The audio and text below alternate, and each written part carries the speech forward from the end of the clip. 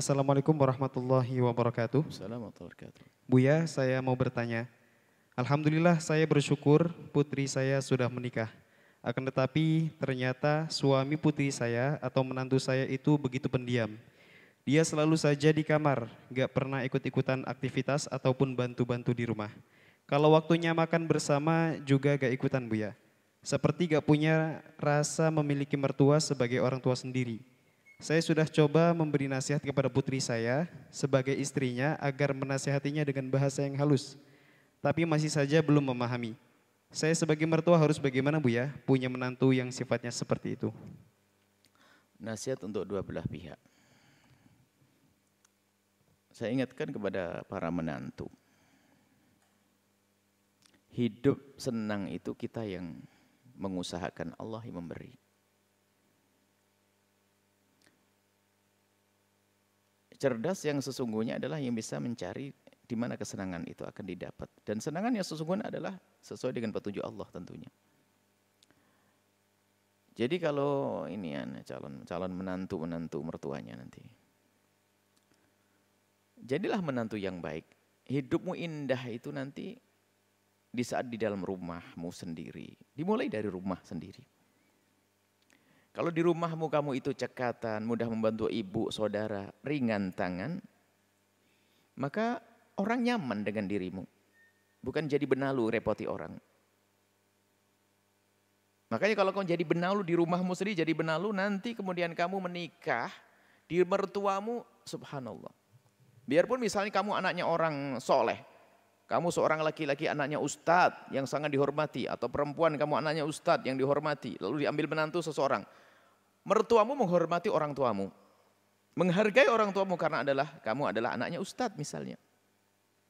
Tapi enggak selamanya, dalam sehari dua hari akan ada perubahan. Yaitu apa? Di saat dirimu menjadi anak yang enggak tahu diri. Ya contohnya ya tadi, di kamar terus dan sebagainya. Enggak boleh seperti itu, apalagi perempuan. Di kamar terus, mertuanya nyapu, mertuanya masak, mertuanya ini, enggak pernah tahu. Naudzubillah. Hasilnya apa nanti? Mertuamu jadi tidak nyaman dengan dirimu, sampai derajat masuk wilayah kebencian nanti. Ah, mantu apaan ini? Akhirnya biarpun kamu anaknya ustadz, anaknya dia tidak dihargai. Setelah itu apa? Perilakunya sudah berubah karena menemukan dirimu jadi kayak sampah, kayak benalu di rumah itu, enggak nyaman. Akhirnya enggak diperhatikan. Hanya karena istri anaknya saja. Yang rugi dirimu sendiri sebagai seorang menantu. Akhirnya tidak nyaman semuanya. Hidup tidak enak semuanya. Setelah itu menyalahkan mertua saya cerewet. Gara-gara kamu kok cerewet. Makanya anak-anakku semuanya para santri. Kalau kamu menikah nanti lihat. Di rumah mertuamu jadi yang cekatan. Ngelihat mertuanya megang sapu segera. Mertua ini jangan kayak bos. Biarpun kamu anaknya ulama besar. Anaknya bos sekalipun. Mengambil hati tidak dengan cara semacam itu. Mungkin mertuamu melarangmu untuk bekerja. Tidak. Justru semangatmu itu menjadikan mertuamu semakin senang. Cuman ya orang kan bermacam-macam. Ada yang cerdas begini dan paham. Ada yang bebelnya tingkat bebel. Di kamar tok. Berbulan-bulan. Sama lagi perempuan. Perempuan di rumah mertuanya berbulan enggak keluar dan sebagainya. Mertuanya yang ini. Mertuanya rapi-rapi, bersih-bersih dan sebagainya. Subhanallah. Ya ini lihat buahnya apa, dia sendiri gak akan bisa menemukan kesenangan. Karena apa? Orang di kiri kanannya pun tidak nyaman dengan dia. Rugi. Maka anak-anakku, kenapa kok Buya melatih cekatan juga di pondok ini? Kepekaan. Ini demi masa depanmu. Kamu coba kamu jadi mertua deh. Punya menantu di kamar kok. Makan, kamar lagi. Makan, nyapu juga enggak. Pas kamu nyuci piring, tiba-tiba piringnya ditumpangin di piringmu. Kurang ajar kamu menantu. Kan begitu. Jadilah anak cerdas. Kamu juga laki-laki, biarpun kamu Ustadz Gabir, Ustadz besar, kesombongan enggak pantas. Mertuamu adalah orang tuamu. Kalau sudah masuk rumah orang tuamu sama mertuamu, kamu jadi anak. Ya cekatan kerjakan, biarpun selama ini mungkin kamu tidak pernah kenal menyapu, karena tidak pernah kenal khidmah, salah mondok kali.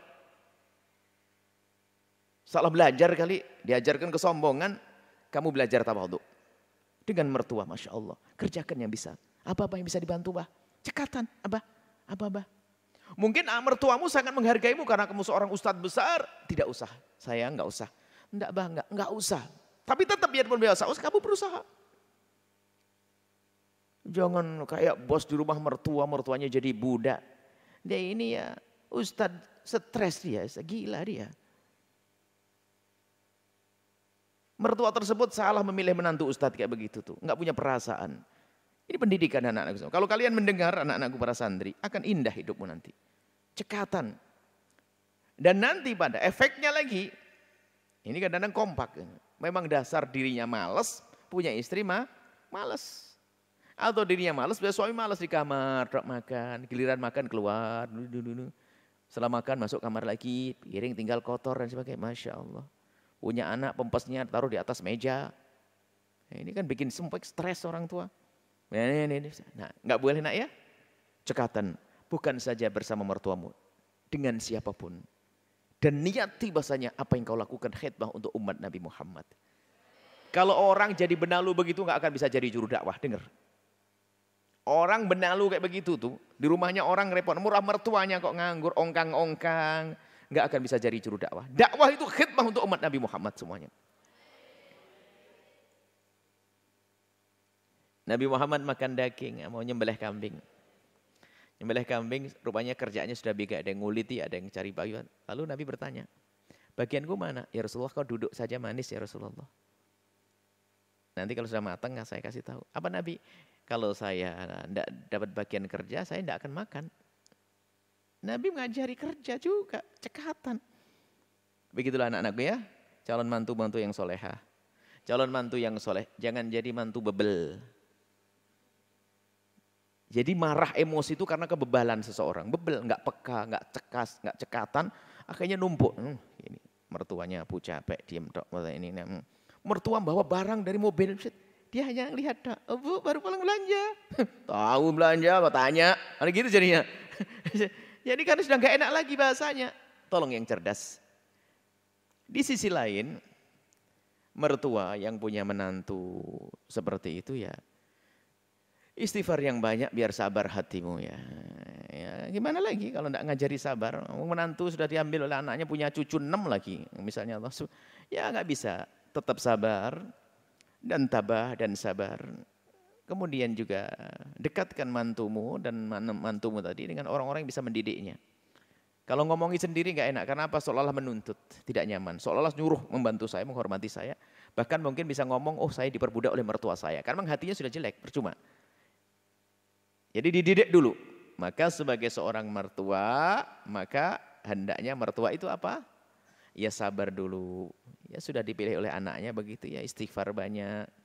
Ya mungkin karena kesalahan kita juga. Milih jodoh kok nggak dipilihkan dengan cara yang benar. Cari-cari sendiri, nggak tahu ketemunya di mana. Barangkali di Facebook itu. Jadi karena kita salah memilihkan, ya kita istighfar, kemudian kita didik bersama-sama. Kemudian di sisi lain, ada sebagian orang memang jiwanya minder. Maka mertua yang gerapyak juga terbuka. Nak sayang sini sayang, ayo enggak apa-apa ya, sini duduk sini. Kadang ada orang minder. Karena mertuanya orang besar atau orang tua ulama atau mertuanya orang ini bisa saja minder dia serba salah. Tapi sebagai orang tua membuka. Jadi indah kemudian setelah itu. Karena tujuan kita kan menyelesaikan permasalahan, bukan menjadi semakin keruh. Mertuanya tabah, mertuanya sabar. Karena memang punya menantu yang harus bikin kesel terus, kan begitu. Bukan menantu, anaknya pun ikut-ikutan. Enggak tahu yang ketularan siapa, anaknya dulu atau menantunya. Ini adalah musibah sebetulnya, akan tapi ketabahan. Apa yang kita kerjakan untuk anak kita dan menantu kita akan dinilai oleh Allah Subhanahu wa taala. Jangan jadi emosi. Jadi kalau jadi emosi, lihat semakin takut menantu. Mertuanya marah-marah. Menjadi semakin tidak enak. Biarpun memang menantu tak tahu diri lah, menantu semacam itu. Tapi mertua nanti juga akhirnya menantu semakin takut, akhirnya semakin jauh, semakin berantakan rumah tangga. Rumah ini, baik. Seperti itu, jadi tolonglah ya, khususnya nasihat pada yang muda-muda ini mau jadi jadi menantu-menantunya mertuanya, tolong jaga dirimu nak ya, akhlak yang baik. Jadikan engkau adalah yang paling dicintai oleh mertuamu.